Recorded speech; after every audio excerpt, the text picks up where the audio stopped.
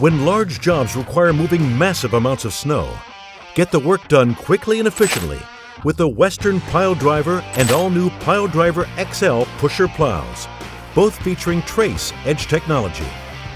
These pushers scrape down to the pavement with an advanced cutting-edge system that has independent 2-foot sections that move vertically, oscillate, and trip.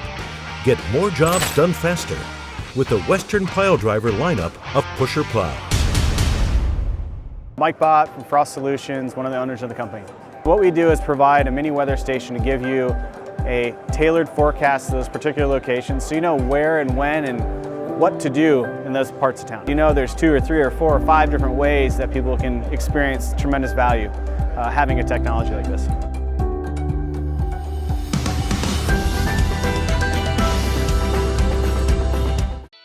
Welcome to the Entrepreneurial Journey with your host, Dave Westcott. The Entrepreneurial Journey is a weekly podcast that streams live every Tuesday at 9:15 a.m. Pacific on Dave's YouTube channel and LinkedIn profile.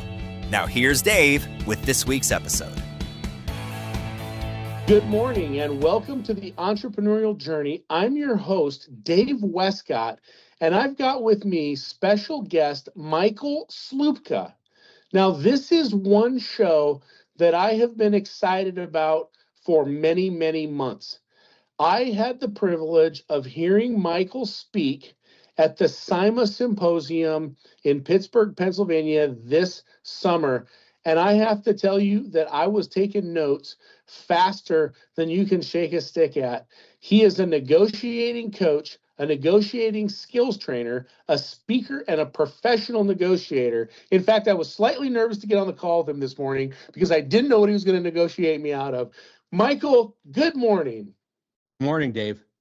Thanks for having me on the show.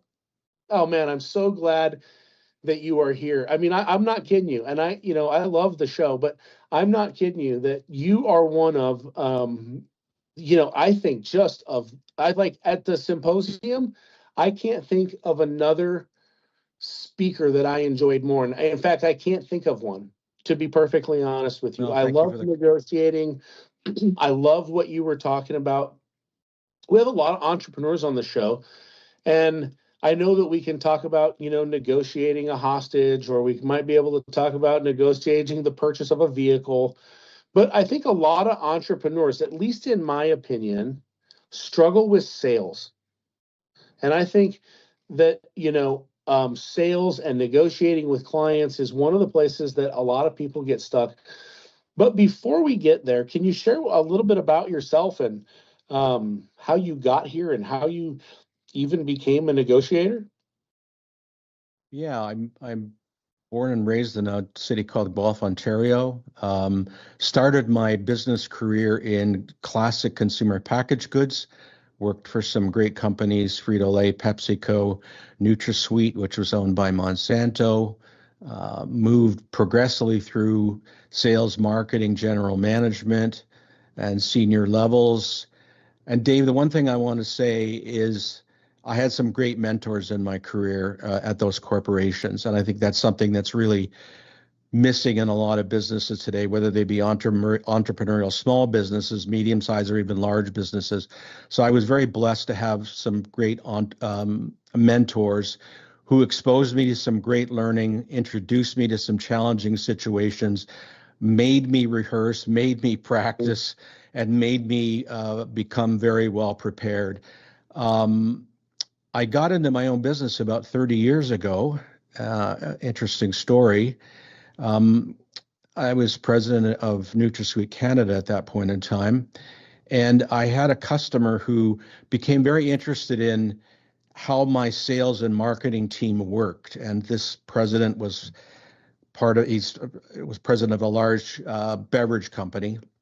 Mm-hmm. And he called me for lunch and said, "Hey, I wish my people were as good as your people." And I found that unbelievable because I realized that company was living off the equity and the heritage of its brands. He said, "I want my sales team that sells to McDonald's to be as good as your people that sell to me." And it was at that point in time I sort of realized we had a particular methodology that we had worked on for numerous years because our patent was expiring and we had to get very good at what we were doing. And so I um, started my own business and have traveled to 31 countries and taught over 50,000 people how to negotiate. We also do a little bit of sales process transformation under Selling Solutions Inc. So that the sales arena is my forte. Yeah, that's incredible. 50,000 people across 31 countries. That definitely brings expert to mind. You said some things that I think are, really important on the entrepreneurial journey.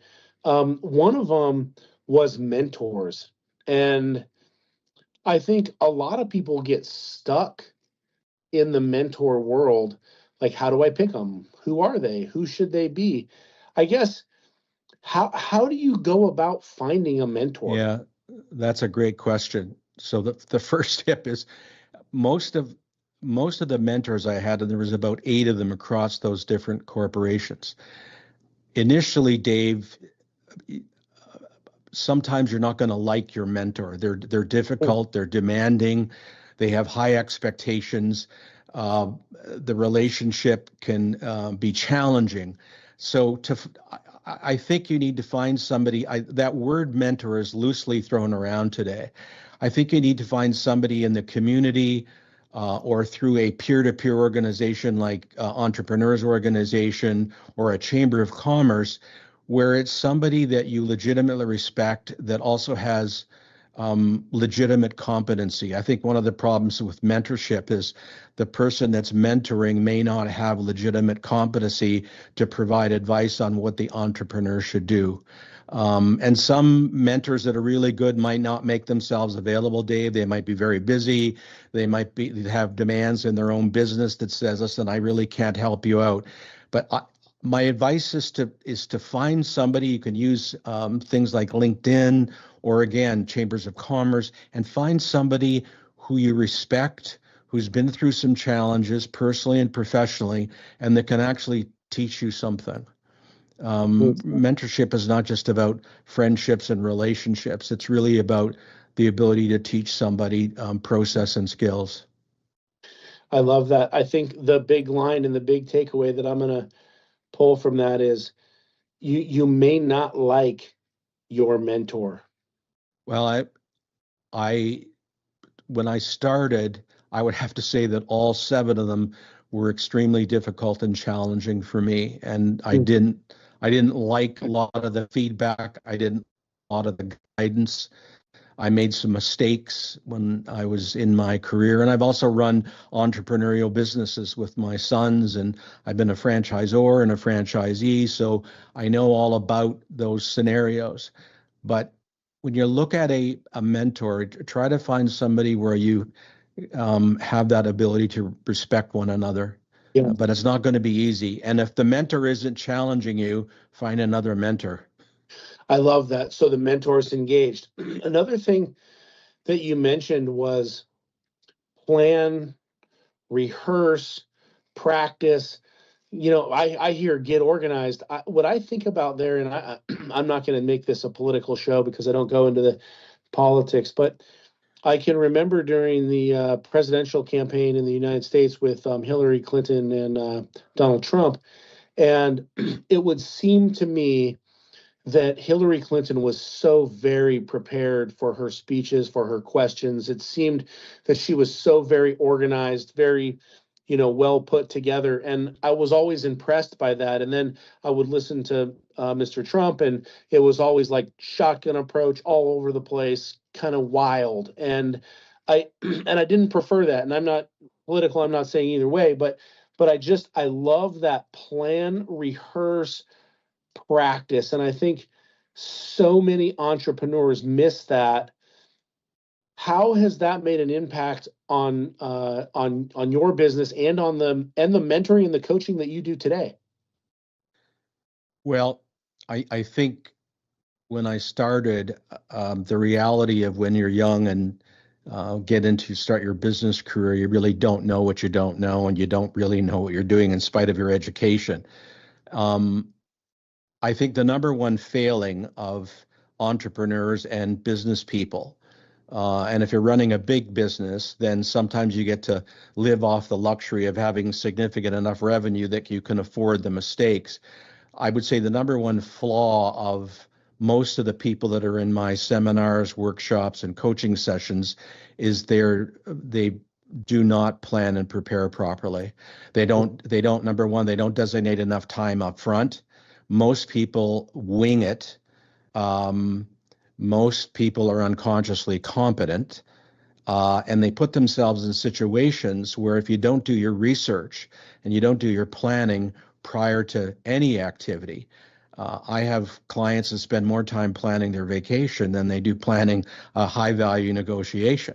They know what restaurants they're going to. They know where they're driving to. They know what tours they want to take. They know the currency exchange rates.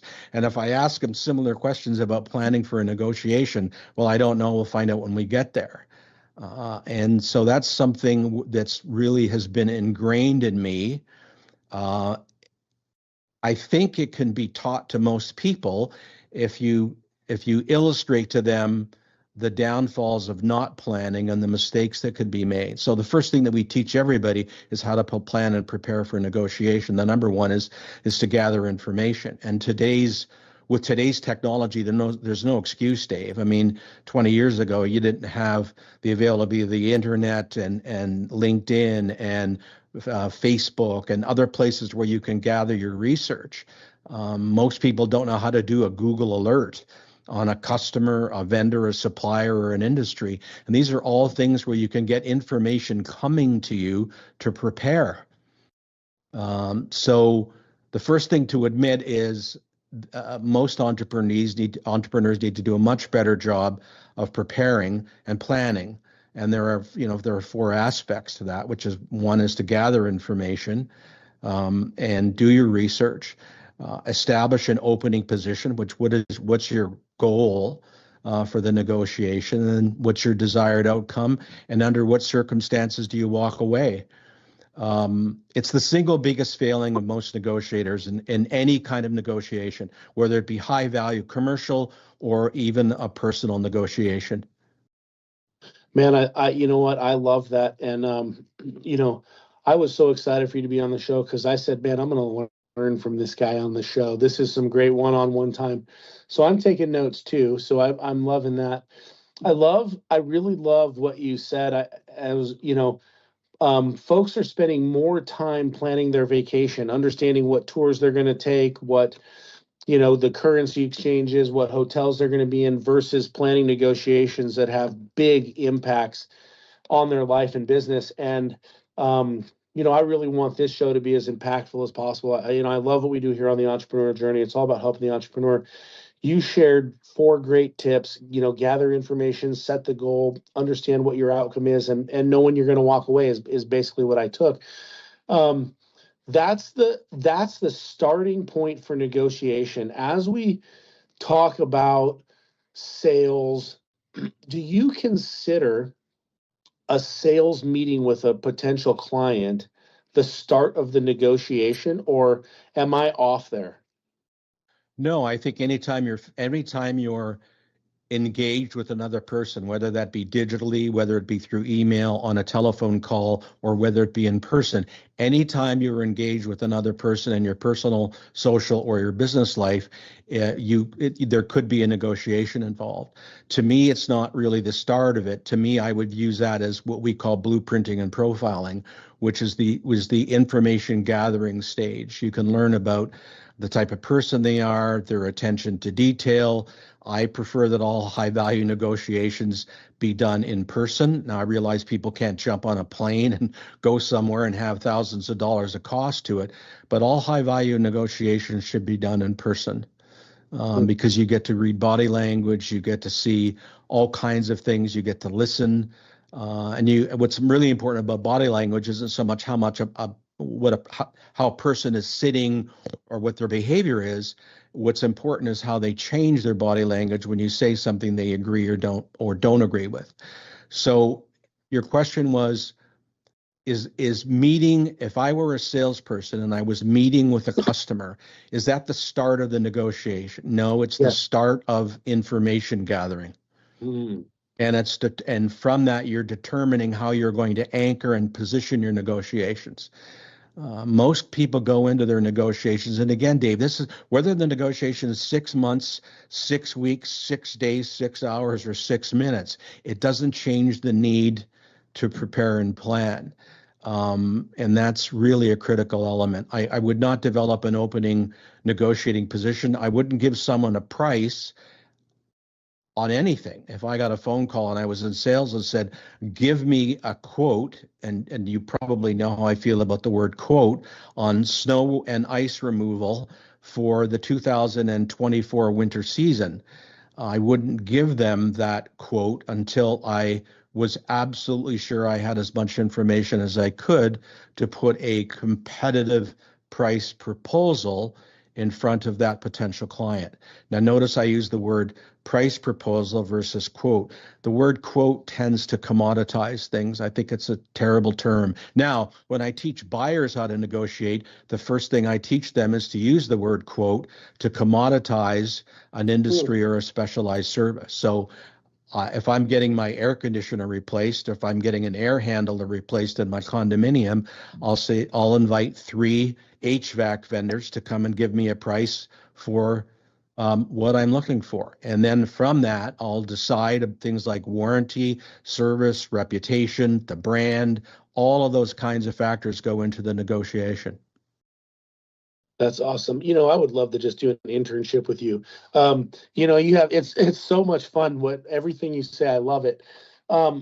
So if I'm a sales guy and I'm going in to meet with a client, I had honestly never thought that was the gathering information stage, but now I really see that it is. I am gathering information so that I know kind of where to navigate and pivot and move forward with the conversation. So what's next? When I'm in the conversation, what am I trying to pull out of a prospective client? So the first thing is and I'm back to the mentorship. All of my work in consumer packaged goods was largely scripted and rehearsed. Now, people don't like that term scripted because it connotates a degree of phoniness to it. But what you need to do when you're in front of a client or customer, whether they be active or inactive, meaning that you have a new potential client or you're trying to renew an existing client, is you simply have a scripted response, which is my purpose today is to gather information about your business, your needs, and the difficulties you're having so that I can develop a competitive solution to address the problem. So that has been scripted in me for 25 years. Now, because most people on the receiving end, Dave, don't want to be sold to. So if somebody comes out to the waiting room and takes you into their office and says hi, and you give them the spiel on your company, first of all, who cares? What you're really there to do is to uncover the pain points. We call it a needs assessment. And there's all kinds of sales trainers and negotiating people that have webinars and podcasts on getting to the pain point. But it takes a real skill to develop the script. And you simply say, it's called the purpose permission technique. My purpose is to gather information and understand your needs, the obstacles, and the challenges to determine if A, I can come up with a solution, and if that solution fits your budget. And if the information you get from there says they're looking for their price shopping, then you have to make a decision on whether or not that's business you wish to pursue. I mean, if the customer brings up the word price too many times in an initial meeting with me, I don't have a potential client, Dave. I have a shopper. Yeah. I'm not interested in dealing with shoppers. And I'm mentally processing that information. And again, it's not done in a derogatory way. You're intellectualizing the learning. That's why we call it blueprinting. I mean, what contractor or builder or renovator goes to repair a bathroom without understanding where the water shutoff valves are, where the plumbing runs are, where the electricity is, and whether or not there's cement boarded behind the existing tile? All right, you're also a contractor of some sort. We've got some other skills going on here outside of negotiations. Um, it's very true. I love the discovery phase that you're talking about. I love because what it does is it provides you with ammunition. Like when you go into that call, you might only have one bullet in the gun, but when you are able to extrapolate information from the potential client, you're able to load that gun up with more bullets, and it would seem to me get more sales. Well, but so Dave, let me ask you a question. Why don't people do it then? Oh, this is a great question. It's because I got too many emails last night and I stayed up too late and I had to take my kids to school, and oh, my boss called me in for a meeting and I had to get this quote off and I was running behind, and it's a slew of excuses. So it's a slew of excuses, and it's sort of shameful, and it happens. I was in a program last week among senior executive stakeholders of a large family-run business in military aerospace. There were 17 senior people in the room, and of the 17 people, 8 of them were sales managers for the different divisions. Not one person took a note in 2 hours. They assumed that they Wow. were going to get a handout. They assumed they were going to get a handout. My arrangement with the VP, the sponsor of me showing up, was that no handout would be provided. Now, you can ask me, Michael, why was that? And the answer is to demonstrate to her that the people that she was employing to do a better job at generating revenue for their divisions weren't going to take notes, Wow. because it's predictable. So what you have to do is, most salespeople, Dave, are either amiable or extroverted personality types. And there's nothing wrong with those personality types. There's 4 personality types involved as a negotiator. This is not a Myers-Briggs or a disc profiling methodology. We test people, we give them 61 questions, and they answer them, and they score themselves. The majority of salespeople score high extrovert, high amiable. When you get those 2 characteristics, extroverted people tend to be excited about quotas, deals, purchase orders, and revenue. Amiable people don't like to upset other people, so asking questions is challenging. And extroverted people want to talk about the Toronto Blue Jays and the Toronto Raptors, the Montreal Canadiens, the Washington Commanders. They confuse rapport building, Dave, with information gathering. Rapport building, you ask a couple of questions about someone's family, but 15 minutes into a sales call, people are rapport building. Yeah. And so I go back to my purpose permission technique. My purpose in our 20 minutes.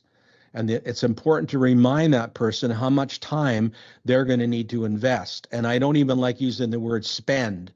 If you notice my emails to you, I always say, how much time are you prepared to invest in this? You Yeah. don't say, how much time do you want to spend doing this? I love it. I'm going to let you know that I'm at like page 4 on notes. So if you see me leaning over, it's because I'm that's taking okay. notes. It's great stuff. It's great stuff. And I do, appreciate that. And I think that, salespeople, learners, taking advantage of every opportunity to hone their skills and become the best salespeople possible is really critical. I like how you set that tone at the beginning of the call or at the beginning of the conversation, where it's my purpose with our 30 minutes today. I really like that tip, how you're saying, this is what I want. I'm here to gather information and hopefully provide a solution to, the issues, problems, so on and so forth. But I really like how that's happening. Now, if you have a 30-minute call, are you saying, and you feel like as the salesperson, that call is really, really going well, are you going to push that over the line, or are you going to respect the 30 minutes and schedule another call? No, so 2 things. Once you set the agenda, I always break up the increments of my call, Dave. I always set times for a 25-minute appointment or a 35-minute appointment. I don't do 15 minutes. I don't do 30 minutes because it's too predictable. When you say to someone, I'd like to take 25 minutes of your time, there's legitimacy to odd numbers. So my appointments are always odd numbers. I dare not say an hour. Here's the general rule of thumb. If you're skilled at what you do and you've prepared your questions properly, and the person on the other side of that discussion believes there's value in it, they will extend you the time. The only time that changes is if they've got back-to-back appointments and they start, and then again, back to reading body language, Dave. If you see at 25 minutes that person is agitated, bored, looking at their watch, or fidgeting, then those are body language signals that the person has usually given you as much information as they're willing to give you, and or they've got other pressing issues. Then I would simply say, listen, I've gathered some information. I want to respect your time. Could I call you back and ask you a few more questions, or could I schedule an appointment tomorrow at 2:15? So that the purpose permission technique extends beyond just my purpose of my time with you. You have to respect that person's time throughout the 25 minutes. And then at the end, you need to say, listen, you've given me enough good information where I can assemble either a price proposal or a solution-based proposal.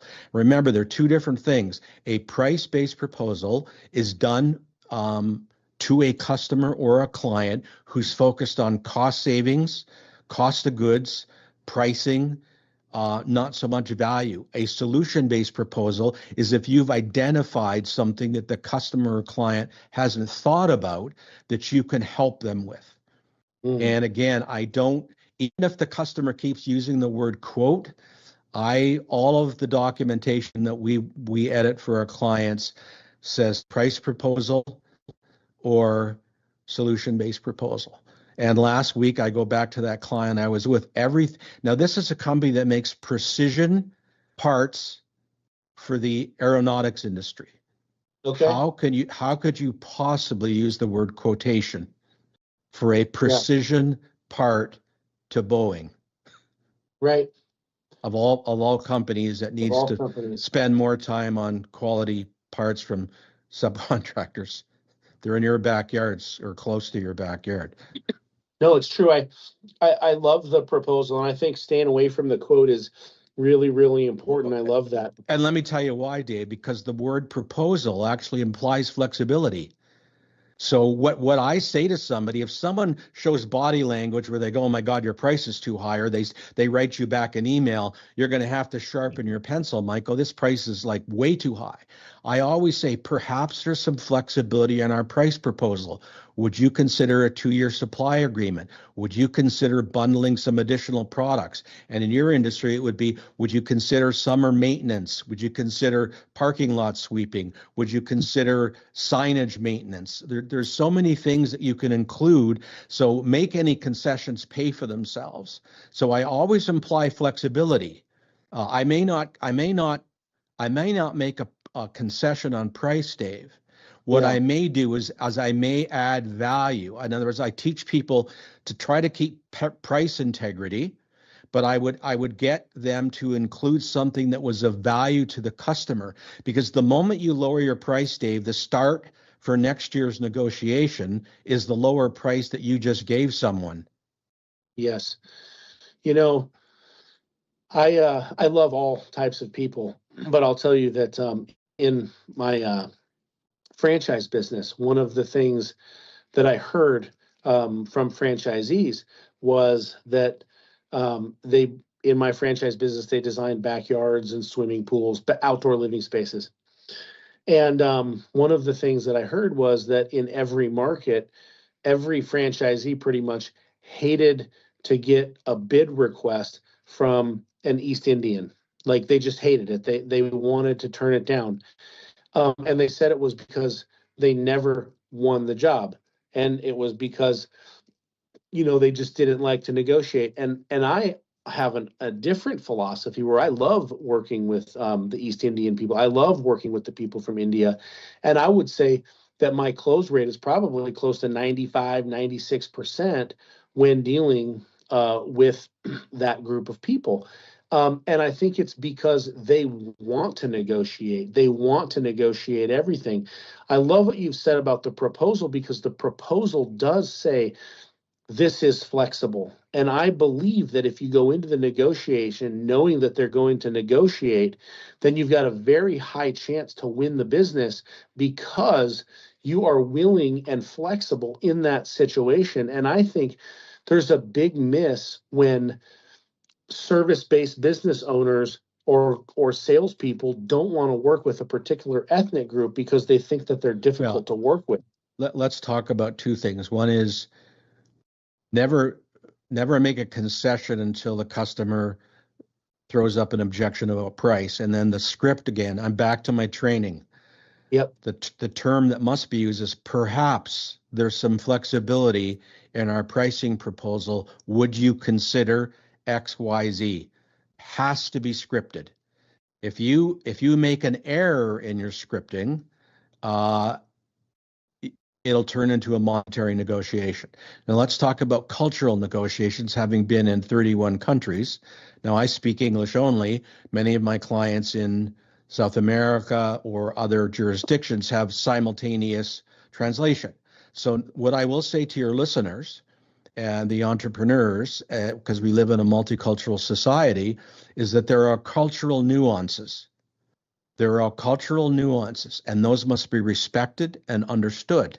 So whenever I go into a scenario where I see a multicultural group of people, I generally have an understanding of how those people will behave. Some people will be much more aggressive initially, and some people will be much more placid. Now, I did a program once for a major chocolate company that also is in the beverage industry.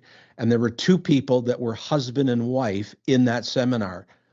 She was from England. He was from Brazil originally. They were married. What happened in the middle of the seminar is the person from Brazil was loving the tactics and the strategy.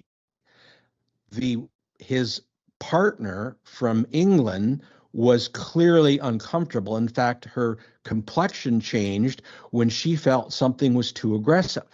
So he looked at her in front of all of the colleagues at that company and said, "Do you know why you don't do well in a negotiation?" And he said, "That's because you've grown up in an environment where it was unacceptable to do these things. And in my country, it's a way of life." Ah, Now, I was in Portugal once where my late wife and I she picked out these scarves, and she was a very well educated person, and we picked out these like sort of knockoff scarves at this person that was selling them that was in Portugal, and they were Armenian and they were Gypsy. And my wife said, "Michael, you're so much better at negotiating. This guy's got if you buy 4, you get this price. Go and see what you can do if we buy 8." So I went up to him, and now there's crowds of people. It's like a bazaar, and there's all kinds of tourists, and they're all mingling around. It's outdoors. And what happened was I went up and I made a proposal, and I said, and now again, I didn't make a rude proposal that was not based on maximum plausible position. I basically said, sort of like, "Can you throw in a couple of extras or something?" Well, he looked to his partner, spoke in their language, showed high amount of agitation, took the 8 scarves that my wife had picked out and threw them back onto the table. And that's a physical technique that cultures use to say there is no negotiation. How dare you ask for a concession? And if you don't like it, please start over. And I admired it. I said I looked at that and said, what a terrific learning experience. Now, again, and the problem, Dave, is my wife had like 40 minutes into picking out these different scarves. So now you got sunk time on your vacation looking at these Hermes sort of knockoff scarves. And so now what do? You go like, does your wife say, "Well, listen, like, forget it"? So now you go back and just pull out your money and pay the person. That's called situation. That's called situation power, Dave. When someone has something you want and there isn't a negotiation on price or value, pull out your wallet and buy it. Pull out your wallet and buy it. I love it. Well, Dave, think about it. Think about it. Think about your industry. Do you know how many crazy people, and I'm just outside Toronto, Canada, so we get snow here. Yep. Do you know how many crazy people don't plan for a Canadian winter because they read some magazine that there is going to be a global warming, there's no snow coming. And in February, they'll run around to Home Depot, Canadian Tire, or Home Hardware looking to buy either a snow shovel, a snow brush, or a snow blower. They actually think that a hardware dealer is going to give them a deal when there's only one snowblower sitting in that's been assembled, by the way, and ready to go out the door. There is no deal on a snowblower in February. There's no deal. Yep. You are 100% right. There is a deal, however, in the middle of July. Correct. So if you have the cash flow, I mean, we used to be I was in the lawn care and the lawn aeration business. You don't negotiate when the time not to go to Golf Town to negotiate in a seasonal business to a golf retailer and negotiate on a new set of irons is in June. The time to go into Golf Town is in about 3 weeks when you can fire off a cannon in the store and you won't hit anybody. And then I simply say to the retailers, I say, I'm looking around your store. You got an awful lot of inventory. Would you rather have $799 or this set of tailor-made irons? Bam. Okay. Toughest negotiation you've ever been through? Yeah. Boy, I think I want to answer that question 2 ways. I think I'm going to say the toughest negotiation situation. Okay. Not so much a negotiation. And I was the president of a small company that was being funded by some guys in Switzerland that made 3-dimensional software. Okay. So what it did, Dave, was it was software that it would allow the advertising industry to pre-distort images so that when they were printed on a flat substrate, you could mold them that made them look lifelike. So the situation was, I think it was the Terminator movie with Arnold Schwarzenegger. The movie studio was looking at making transit shelters and billboards and mall shelters, and they wanted a lifelike 3-dimensional image. So I call it sticky outie. So what it was is you would take an image of Arnold Schwarzenegger, you would pre-distort it, and they would thermoform it over a mold, and the advertising company would take it out and put it on a transit shelter, on a billboard, or in a theater. So we were in Hollywood, and I was with the Swiss shareholder who was funding this, and we had a meeting with the advertising agency, and we were in the waiting room, got called into the meeting, and in the meeting were the VP of advertising and 3 lawyers. And here's what happened to me. The person banged the table and said, "You have 3 minutes." And I said, 3 minutes to do what? And he said, "You have 3 minutes to determine if you get another 3 minutes. Start now." So if I didn't have the value messaging rehearsed and practiced, a bell would have went off in my pitch for this product, and we would have been shown the door. Wow. So the other tough negotiation, Dave, is always, and I think, this is the one question I'd like to leave your listeners with. It was a personal negotiation around a healthcare situation. I don't want to get into the details of what it was, but it was a limited number of beds for a palliative care situation, a tragic set of circumstances, no options except getting that person into a care facility. And I simply asked this one question: under what circumstances could we get this person into the facility? And then they outlined the circumstances. They said the doctor would have to do this, and this is what would have to change. in order for that to happen. So they gave me their rationale that they needed. I went to the doctor and got the doctor to do something about the stated situation. And then I monitored it regularly, and then we got the call. So, and that was a negotiation, Dave. Remember, you're not going to get what you deserve in life. You're going to get what you negotiate. So a lot of people think in certain healthcare environments, well, they're going to be able to get their hip operated on. They're going to be able to get a knee replacement. And the reality is you're not. So I would like to leave your listeners with that one question. Under what circumstances would you not put this out to bid? Under what circumstances would you delay your price increase?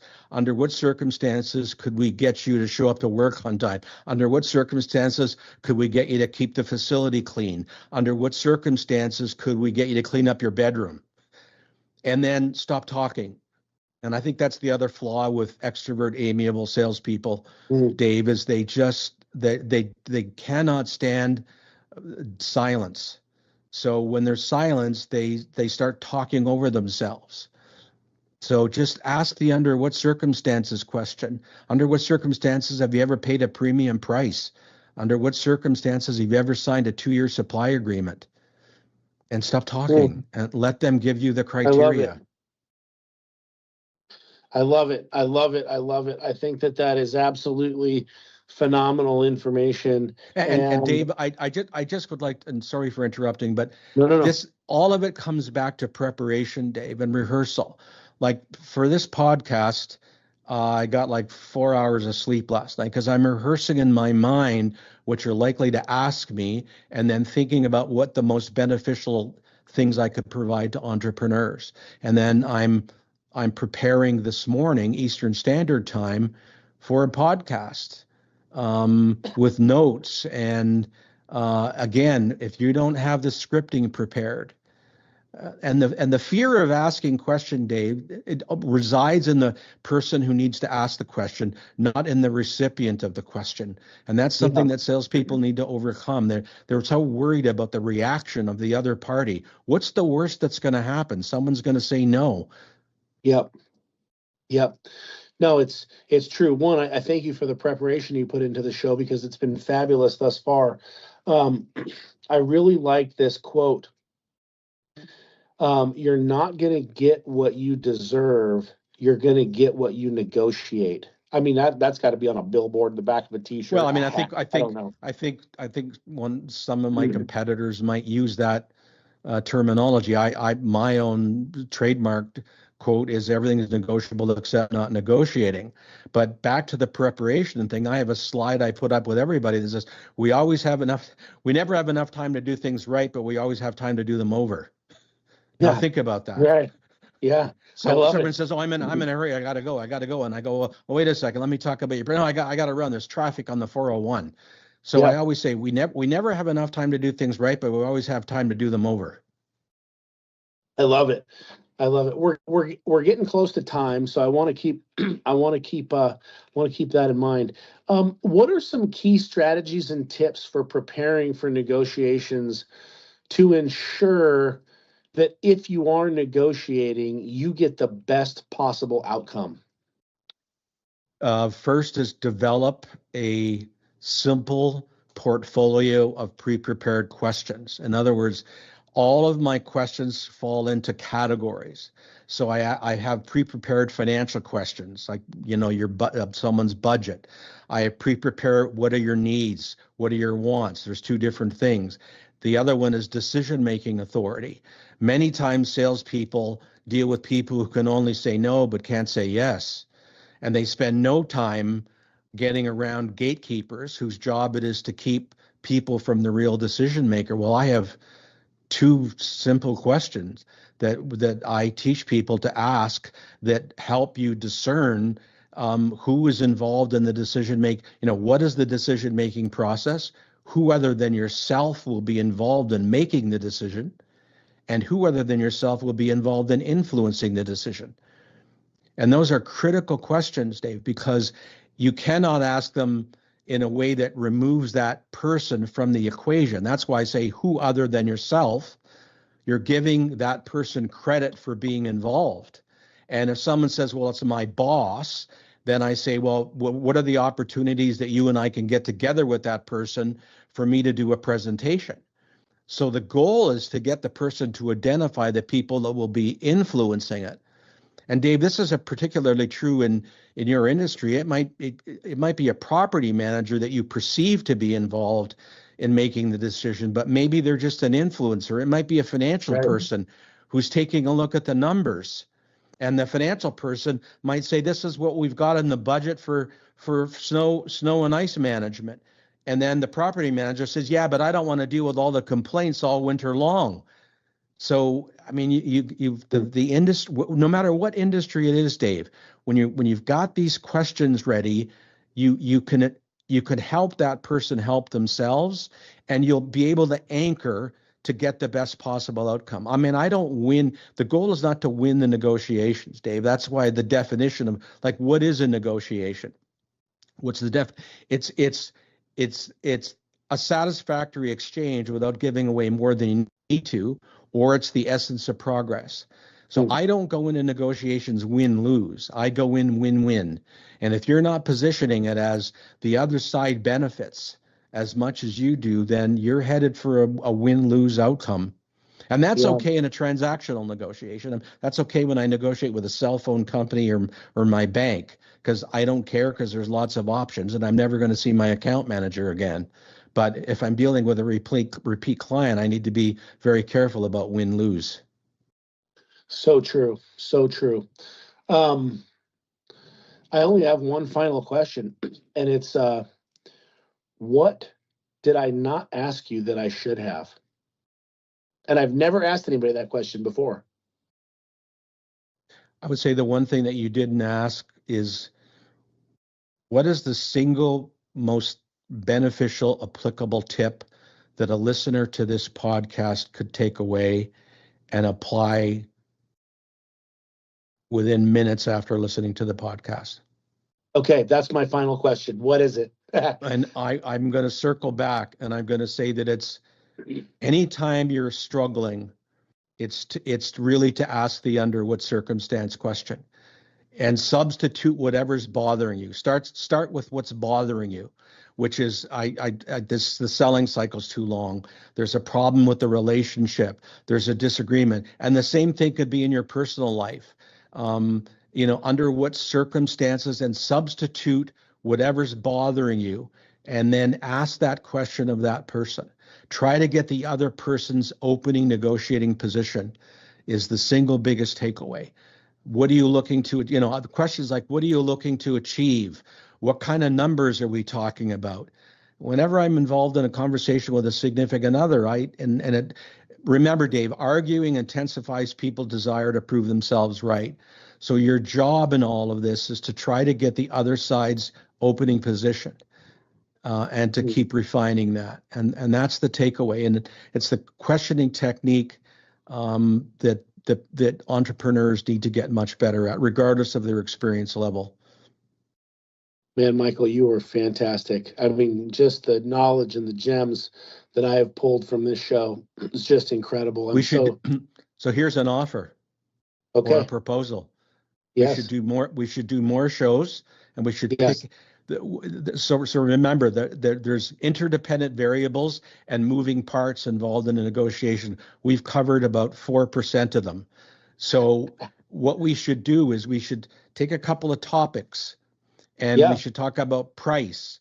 We should talk about time pressure, information power, hallmarks, body language. There's little things that you could make a 30 to 40-minute podcast over that are focused on your entrepreneurs.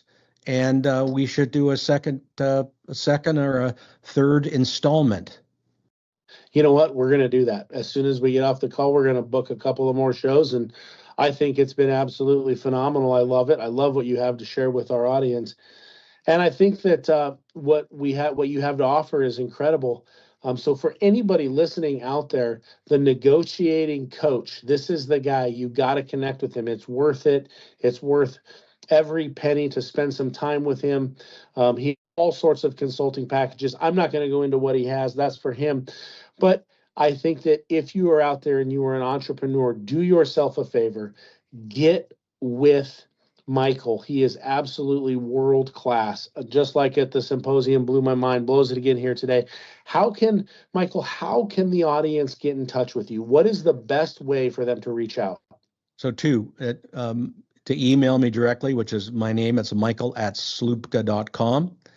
And it may be in your podcast notes, or the other way is obviously is on my website, which is negotiatingcoach.com. Negotiatingcoach.com. You killed that domain. Did you have to negotiate for it, or did you just get lucky and get it? Smart acquisition, but I'm smart enough to own all the shoulder domains. So that's the key. So the CAs and on and on and on. It's a fair. I also own negotiating.com, and that's a fairly valuable single domain. Yeah, it is. So when I'm eating soft bread in a nursing home, my adult children, I'm sure, will be auctioning that off on GoDaddy or something, and I won't even know by then. There you go. All right. And are you on social media? Are you on LinkedIn, Facebook? LinkedIn, if somebody wants to connect, that's my primary platform. I'm not very active on Instagram or Twitter, too much going on.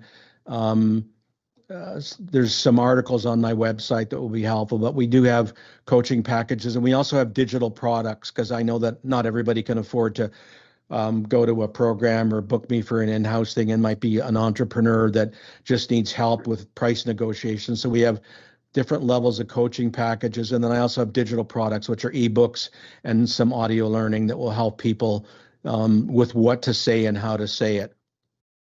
Awesome. Any final tips for the audience? Any final thoughts?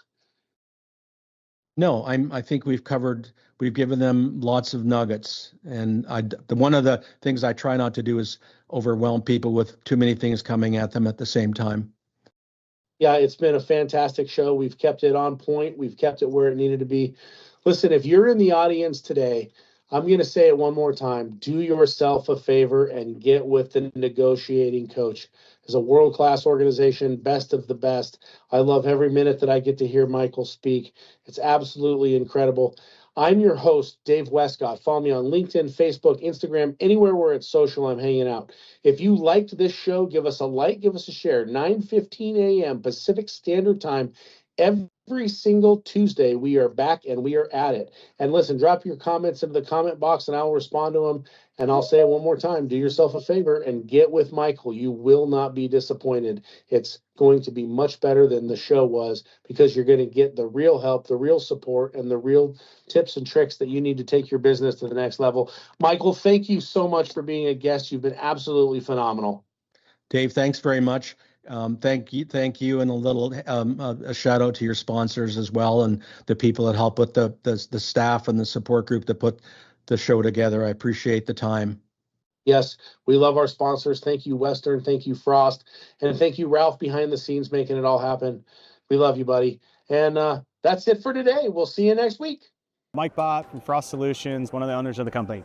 What we do is provide a mini weather station to give you a tailored forecast to those particular locations, so you know where and when and what to do in those parts of town. You know there's 2 or 3 or 4 or 5 different ways that people can experience tremendous value having a technology like this.